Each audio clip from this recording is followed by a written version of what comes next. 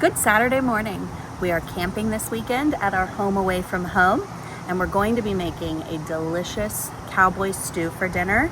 And with that stew, we are gonna have some campfire bread. So the preparation of the campfire bread starts way before you're actually cooking dinner. And if you are going camping and maybe you don't have a camper, you're going in a tent, so you don't wanna have to take measuring cups, measuring spoons, you can prepare all of these dry ingredients ahead of time and then add your water a couple hours before you're ready to make your bread. So. Hi everyone, and welcome to Oopy Soup Kitchen. I'm Lindsay's father, and that's my daughter Lindsay. Today we're getting started on an amazing campfire meal, and we're beginning with what might be the most important part, the bread. Oopy always said a good meal starts with good bread, and she had a genius method for making it outdoors. So in this video, Lindsay's going to show you how to prepare the dough for Oopy's famous no-knead campfire bread. We have to make this first because the real secret ingredient is thyme, and this dough needs plenty of it. Do not have to be precise. I love how simple this is. You'll see Lindsay working with just 4 basic ingredients: all-purpose flour, salt, yeast, and some lukewarm water. Oopy was a master at turning simple things into something special, and this recipe is the perfect example. Now watch this technique. It was Oopy's go-to for camping. Instead of a messy bowl, she did everything right in a gallon freezer bag. It's brilliant. First, she gets the flour, salt, and yeast into the bag.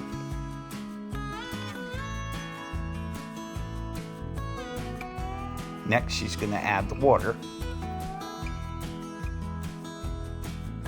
You're not going to get messy. So I'm going to seal up my bag.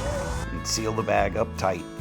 And now for the fun part. You just squish the bag around with your hands until it comes together. No sticky fingers, no bowls to clean. She's doing a fantastic job. It should look like a shaggy, sticky dough when it's mixed.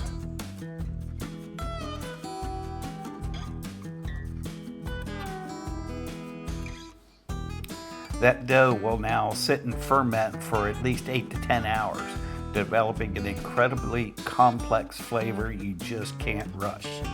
So the foundation for our meal is laid. We hope you'll join us for our next part of this video, where we'll cut back at this very spot and we'll get the campfire going, start cooking Oopy's famous cowboy stew, and show you how we make this bread right in the fire. You won't want to miss it. Welcome back. It has been 6 hours or so since we were last here. Our bread dough is fermenting nicely, and we are getting ready to start on our cowboy stew. So we're gonna have some burger, we're gonna have some sausage, some potatoes and onions, some bacon, which we have frying up right now, some green beans, tomatoes, corn, all kinds of goodies mixed up together in one big pot. Here we go. Like and subscribe to Oopy Soup Kitchen. Good job. All right, here we go. The fire is ready, and Lindsay is getting the first, most important layer of flavor started for the stew. Oopy always said that a great stew begins with a great foundation, and nothing does that better than crispy bacon, especially when it's cooked over a campfire. All that rendered fat is going to make everything else taste incredible.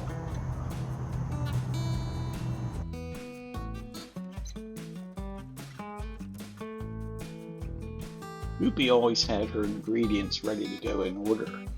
Next up, the onion. That's the first thing to hit the pan to start building the real flavor base for the stew.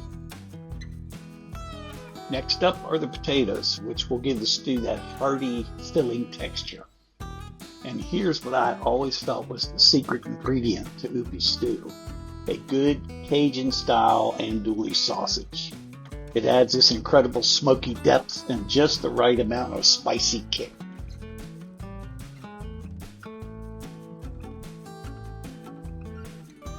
There's something mesmerizing about watching this in slow motion. Oopy always said you can't rush good flavor, and this step is a perfect proof of that. Lindsay is pulling the bacon out now, leaving behind all that smoky liquid gold. That fat right there is a flavor foundation for the rest of the stew.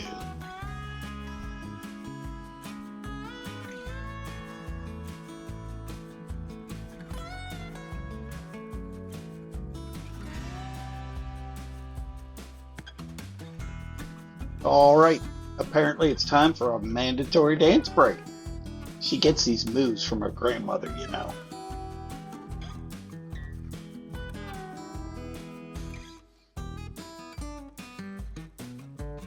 Ah, and here comes the official bacon inspector for quality control. She has to make sure it's good, apparently. That's a dangerous mission.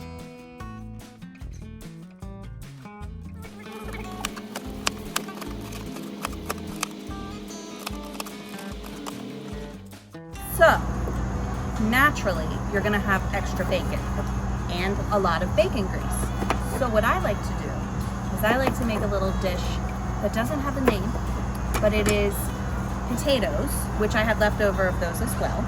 They are chopped up, and my lovely assistant Jaden is working on that now.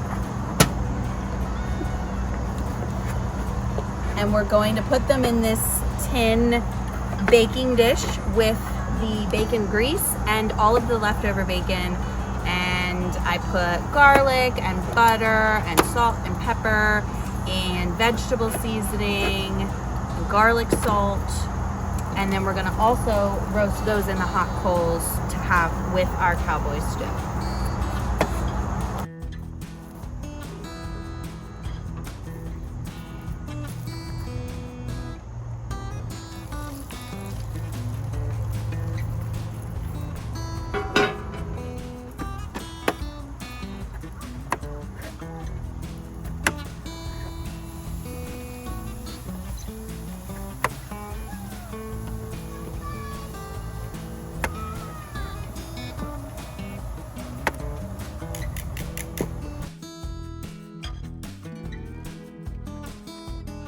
Well, after that attempted bacon heist, it's only fair that my granddaughter gets her favorite treat. What you're seeing now is the real reason she hangs around the campfire so closely. Lindsay's using that beautiful smoky bacon grease from before, adding a little butter for good measure, and she's about to make a batch of her daughter's absolute favorite campfire potatoes.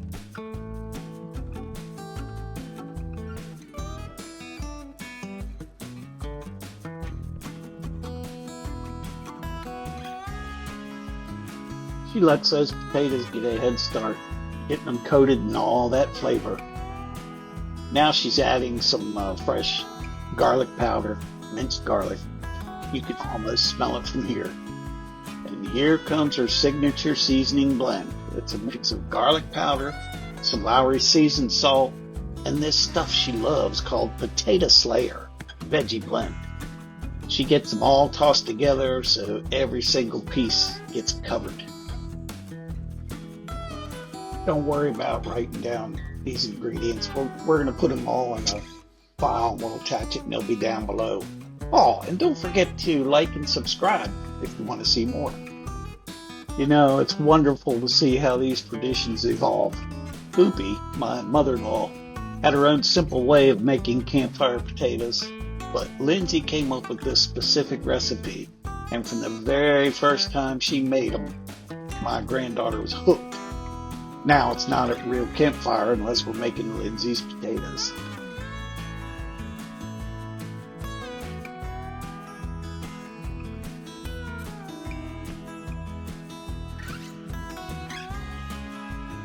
She's just letting them cook now.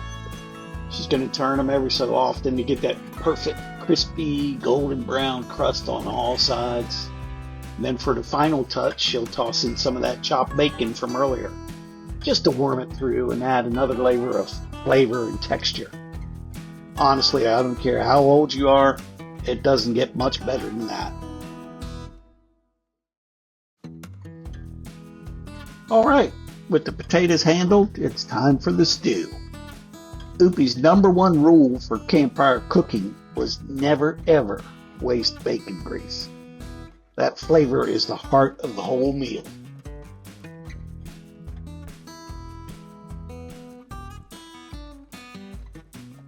Now that the liquid gold is in the Dutch oven, it's time for the main event. This is where the Cowboy Stew officially begins.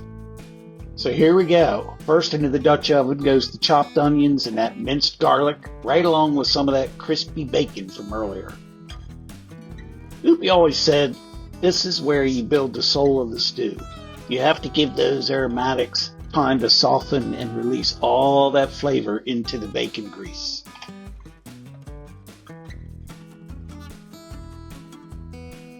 Right there is one of the best smells in the entire world. If you could bottle the scent of garlic and onions cooking in bacon fat over a fire, you'd be a millionaire. Nothing says something delicious is happening quite like that.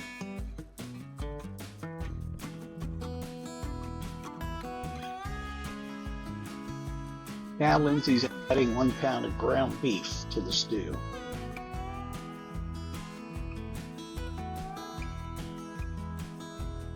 Over.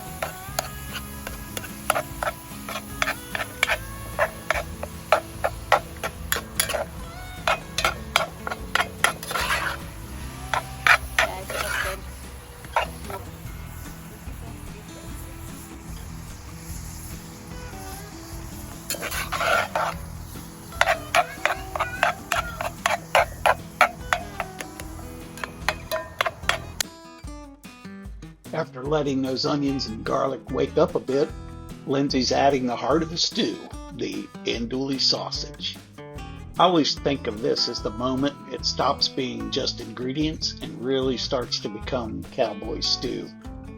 Oopy always browned the sausage right with the onions to get the flavors to marry from the very start. Alright, that sausage has a beautiful color on it. The whole campsite is starting to smell amazing.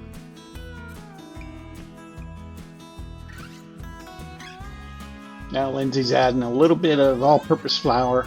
That's going to mix in with all that delicious fat in the bottom of the pot and help create a wonderfully rich gravy for the stew. She's adding some salt and pepper.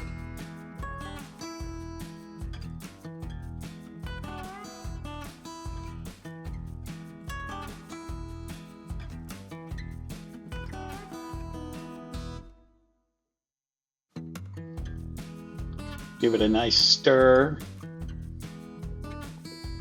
Then it'll be time for the heart of the stew.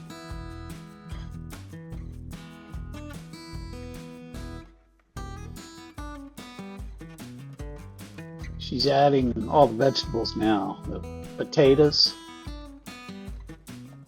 green beans, pinto beans, diced tomatoes. And here's a very important Oopy tip. None of these cans get drained. Oopy believed that all the liquid in the cans is full of flavor, and there's no sense in pouring it out. It all goes right into the pot, juices and all. You know, watching her add all this reminds me of a camping trip we all took years ago with Oopy. It was cold, rainy weekend, and everyone was a bit miserable, stuck in their tents. Oopy just quietly went out to the fire pit with her Dutch oven. About an hour later, she called everyone over.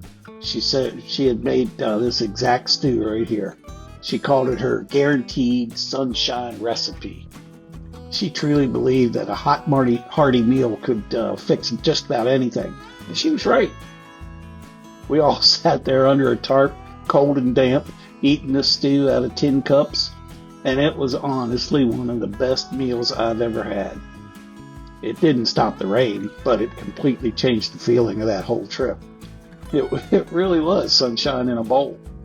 That's a great thing about this recipe. It's so simple, so forgiving. You just add everything in and let the fire do the work. Now she's topping it off with some more seasoning, some seasoned salt. Put those green chilies in there for a little bit of warmth and the corn for some sweetness. Some more garlic powder too. Give it a nice last big stir to get everything acquainted in there.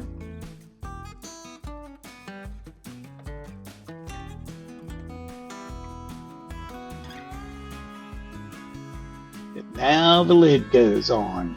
All we have to do is let the campfire do its magic. We'll let it simmer and bubble away until those flavors have married together into the perfect cowboy stew.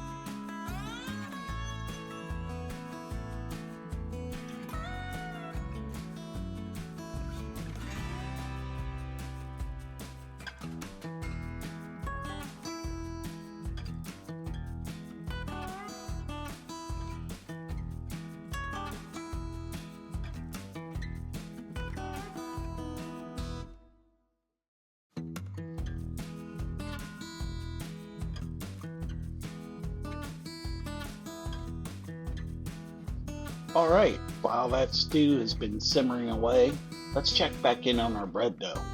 Look at that. After about 8 hours, it's more than doubled in size, and it's full of all these beautiful bubbles. That's the sign of a perfect fermentation.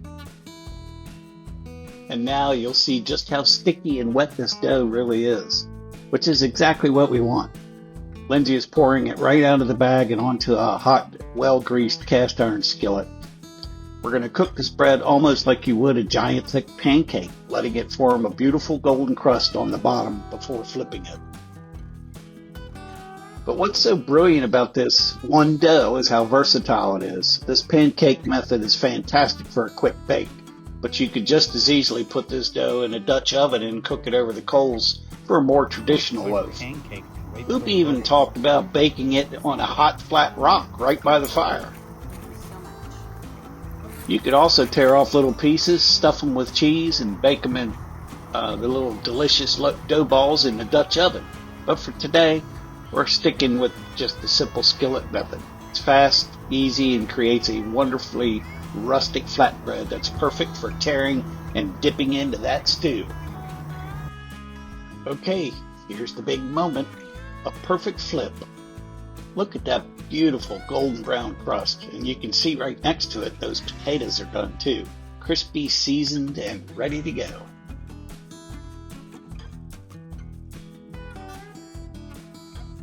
And there it is, the reward for all that effort.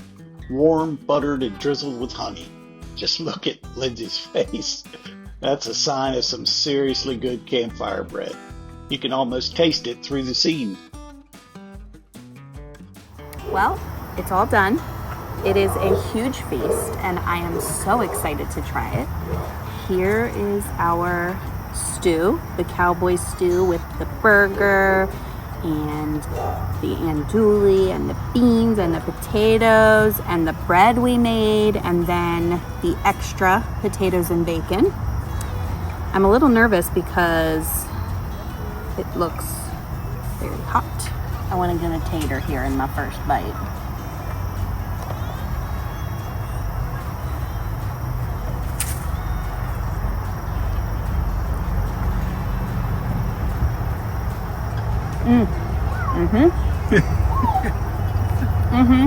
So, if you really liked this recipe and you liked watching us and our crazy shenanigans all day, please hit the like button and subscribe to our channel for more of the crazy and delicious at Oopy Soup Kitchen.